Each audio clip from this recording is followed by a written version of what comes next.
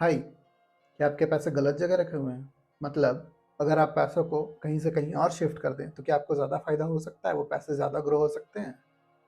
देखते हैं इस वीडियो में।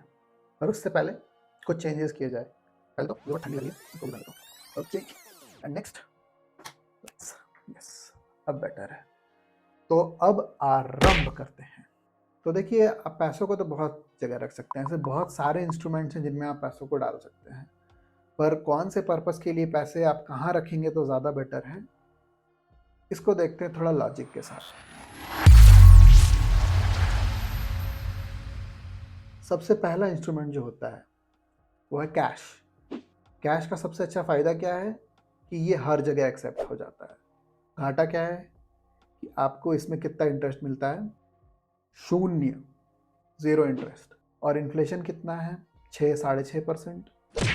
तो आपकी जो बाइंग कैपेसिटी है वो कम हो जाती है अगर आप पैसे कैश में रखते हैं। इसका क्या मतलब है, अगर आपके पास 100 रुपये हैं और आप 5 साल तक बचा के रखते हैं, तो 100 रुपये में आपको जितनी चीज़ें मिल सकती हैं, बाद में वही शायद 105 रुपये, 110 रुपये में मिलेगी और आपके पास 100 के 100 ही रहेंगे।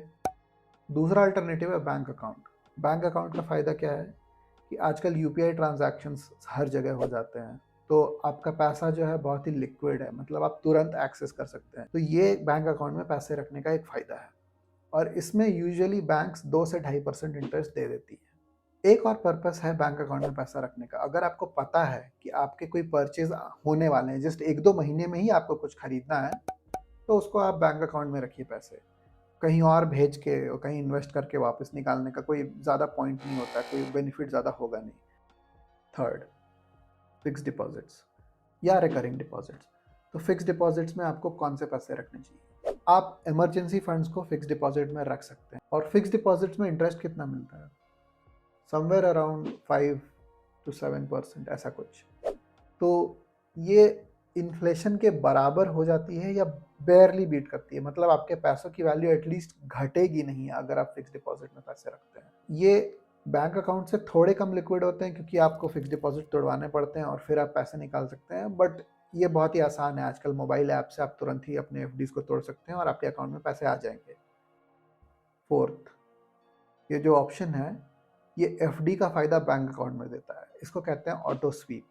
ऑटो स्वीप का मतलब ये है कि एक पर्टिकुलर अमाउंट, मतलब एक अमाउंट तक आपको जो बैंक अकाउंट पे इंटरेस्ट रेट मिलता है, आपके पैसों पर उतना ही इंटरेस्ट रेट मिलेगा। और आप उससे ज़्यादा पैसे रखते हैं तो इतने अमाउंट पे आपको एफडी जितना इंटरेस्ट रेट मिलने लगता है। तो इससे क्या होता है कि आपको एफडी जैसा इंटरेस्ट रेट भी मिलता है और बैंक अकाउंट्स की लिक्विडिटी भी होती है। और ऐसा नहीं है कि आपके जो ज़्यादा पैसे हो गए 25,000 के ऊपर, उनके लिए आपको फिर से एफडी तुड़वानी पड़ेगी या ऐसा कुछ। ये सारे बैंक अकाउंट में रखे पैसे की तरह ही बिहेव करते हैं। आप सारा का यूपीआई ट्रांजैक्शन इजीली कर सकते हैं, कोई इशू नहीं होता है। पांचवा option, debt mutual funds. Debt mutual funds क्या होते हैं कि आपके पैसे किसी और को उधार पे दिए जाते हैं और उनसे फिर जो इंटरेस्ट मिलता है आपको उसका एक हिस्सा मिलता है। आप डेट म्यूचुअल फंड में पैसे रखते हैं तो आपको इंटरेस्ट रेट एफडी से भी थोड़ा बेटर मिल सकता है। इसमें इंटरेस्ट रेट कितने तक जाता है? आपको एनीवेयर बिटवीन 5 to 10% तक इंटरेस्ट रेट नॉर्मली मिल जाता है। कुछ केसेस में इससे हायर या थोड़ा लोअर भी मिल सकता है। तो ये एक बहुत अच्छा अल्टरनेटिव होता है कि आपके पैसे सेफ हैं, मार्केट फ्लक्चुएशन से इसको कोई फ़र्क नहीं पड़ता और आपको इंटरेस्ट रेट भी एफडी से बेटर मिल रहा है। तो डेट म्यूचुअल फंड्स में आपको कौन से पैसे रखने चाहिए? वो पैसे जो आप थोड़ा लॉन्ग टर्म में रखें, बट आप उसमें सेफ्टी ज़्यादा चाहते हैं। आप उसमें मार्केट का रिस्क नहीं चाहते हैं कि मार्केट नीचे गिर गया तो मेरे पैसे कम हो गए, मैं निकाल नहीं पाऊंगा उस समय। और इसमें आप पैसे तब तक रख सकते हैं जब तक आपके गोल अचीव नहीं होते हैं। नेक्स्ट, छठा छठा option, equity mutual funds. Equity mutual funds क्या होता है कि आपके पैसे स्टॉक मार्केट में जाते हैं, बट आपको उन पैसों को मैनेज नहीं करना पड़ता है। एज इन, आपको ये नहीं देखना पड़ता है कि आपको कौन से स्टॉक में पैसे डालने हैं, निकालने हैं, सही टाइम है, साइकिल के हिसाब से, वट एक फंड मैनेजर आपके पैसे लेके उसको मैनेज करता है और उसके बदले थोड़ा सा कमीशन लेता है। तो आपको इक्विटी म्यूचुअल फंड में पैसे क्यों रखने चाहिए? देखिए, अगर आप मार्केट में पैसा डालना चाहें, जिसका मतलब ये है कि उन पैसों को आप अगले 2-3 साल तक तो बिल्कुल भी इस्तेमाल करने का नहीं सोच रहे हैं और वो मार्केट में पैसा रहता है, तो आपको इंटरेस्ट रेट काफ़ी ज़्यादा मिलता है। 10-12% यूजुअली इंडेक्स फंड्स में मिल जाता है। अगर आप अच्छे से म्यूचुअल फंड सेलेक्ट करेंगे तो 15-16% तक भी आप एक्सपेक्ट कर सकते हैं। पर इसका घाटा यही है कि मार्केट नीचे गया तो आपके पैसे कम हो जाएंगे और उस समय आपको पैसों की ज़रूरत पड़ गई तो फिर आपको लॉस में निकालना पड़ जाएगा। तो इसमें यही पैसे रखने चाहिए जो आपको पता है कि नियर फ्यूचर में तो बिल्कुल नहीं यूज़ करना है। Next, stocks. इसमें क्या है कि आप किस कंपनी में पैसा लगाते हैं वो आपको खुद चुनना है। तो आपके पास इतना टाइम और मेंटल कैपेसिटी होना चाहिए कि आप स्टॉक्स को सेलेक्ट करें, उनको ट्रैक करते रहें कि सब कुछ सही है नहीं है।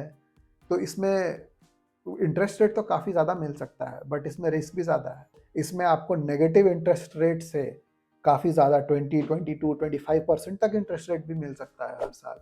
अगर आप अच्छे से स्टॉक सेलेक्ट करना चाहें तो इसमें काफ़ी रिस्क होता है, ये ध्यान रखना बहुत ज़रूरी है।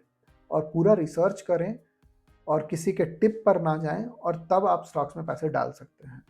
और ये ध्यान में रखना है कि ये पैसे तो आप बिल्कुल ही 3 से 5 साल तक तो आप भूल ही जाइए कि इस्तेमाल कीजिएगा। या तो इक्विटी म्यूचुअल फंड्स हो गए या तो स्टॉक्स हो गए, इनमें आपको पैसे कब तक रखने चाहिए? इनमें आपको पैसे तब तक रखने चाहिए जब तक आपका गोल थोड़ा पास नहीं आ जाता। फॉर एग्जाम्पल, अगर आप अपने घर के लिए या गाड़ी के लिए वॉटेवर किसी चीज़ के लिए पैसे बचा रहे हैं और अगले 2 या 3 साल में आपको वो खरीदना है, तो आप अपने पैसों को इक्विटी से डेट में डाल दें तो ज़्यादा बेटर होगा, वो रिस्क फ्री हो जाएंगे। 8वां ऑप्शन, ये ऑप्शन जो है ये इंडियन हाउस होल्ड्स का फेवरेट है। ये है प्रेशियस मेटल्स यानी कि गोल्ड या सिल्वर। तो आपको गोल्ड में क्यों पैसे रखने चाहिए? आप अपने घर वालों से जाके पूछें, अपने मम्मी से जाके पूछें, वो ज़्यादा बेटर बता देंगे गोल्ड में क्यों पैसे रखने चाहिए। देखिए, गोल्ड का फ़ायदा ये है कि ये एक अच्छा डाइवर्सिफिकेशन है, ये एक सेफ इंस्ट्रूमेंट है जिसमें आप पैसे रख सकते हैं। सोने की वैल्यू बहुत ज़्यादा ड्रास्टिकली रेयर केसेस में ही घटती है तो आपके पैसे तो सेफ ही रहेंगे और बढ़ती काफ़ी अच्छे से है। एक फ़ायदा ये भी है कि ये इन्वेस्टमेंट के साथ साथ एक और पर्पस सर्व करता है, वो है आपके लुक्स को एनहांस करने का। इसमें कितना इंटरेस्ट रेट आप एक्सपेक्ट कर सकते हैं? 6 से कुछ 8% तक आप इंटरेस्ट रेट गोल्ड में एक्सपेक्ट कर सकते हैं। एक और ऑप्शन होता है वो सॉवरेन गोल्ड बॉन्ड्स एसजीबी, इनमें आप लगभग 11.5% तक का इंटरेस्ट रेट एक्सपेक्ट कर सकते हैं। तो फिजिकल गोल्ड लेने का ये भी फायदा है कि एकदम सड़क पे ऐसे बफी लहरी बन के घूमने का एकदम। एनीवे, तो आज के लिए इतना ही। नहीं और चाहिए? बोनस, ओके, बोनस रह गया। क्रिप्टो या एनएफटी, इसमें आपको पैसे क्यों डालने चाहिए? क्योंकि आपके पास बहुत ज़्यादा पैसे हो रहे हैं, आपके जेब में पैसे संभल ही नहीं रहे हैं, तो आपको पैसों को कहीं तो डालना है, तो आप क्रिप्टो में डाल दीजिए।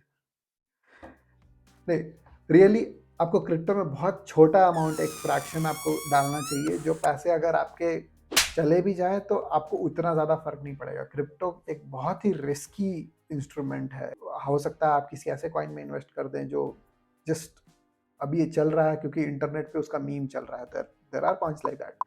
तो क्रिप्टो में आप कितना रिटर्न एक्सपेक्ट कर सकते हैं? भगवान जाने, मुझे नहीं पता कितना रिटर्न एक्सपेक्ट कर सकते हैं। या तो एकदम आपको डुबा ही देगा या तो रातों रात करोड़पति बना देगा। मैं किसी को भी 5 या 10% से ज़्यादा नहीं रेकमेंड करता हूँ डालना। और मैं मोस्ट लोगों को तो इससे दूर रहना ही कहता हूँ, अपने एटलीस्ट रिलेटिव्स को तो मैं दूर ही रहना कहता हूँ क्रिप्टो से।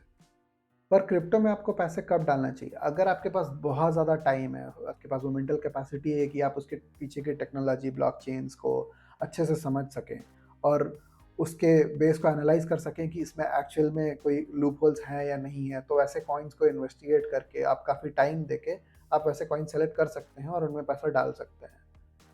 ये काफ़ी टाइम टेकिंग प्रोसेस है और इसकी क्लैरिटी काफ़ी अच्छे इन्वेस्टर्स को भी नहीं होती, तो काफ़ी रिस्की है। तो अगर आप बहुत यंग हैं, आपका रिस्क कैपेसिटी बहुत ज़्यादा है, ठीक है, आप डिसाइड कर सकते हैं आपको इसमें कितने पैसे डालने हैं। मोस्ट लोगों को अवॉइड करना चाहिए। तो इन दी एंड मैं आपको एक टेबल दिखा देता हूँ कि कौन कौन से इंस्ट्रूमेंट्स हैं, इनमें कितना इंटरेस्ट रेट मिलता है और मेरे अकॉर्डिंग किस पर्पस के लिए और कब तक इसमें पैसे रखने चाहिए।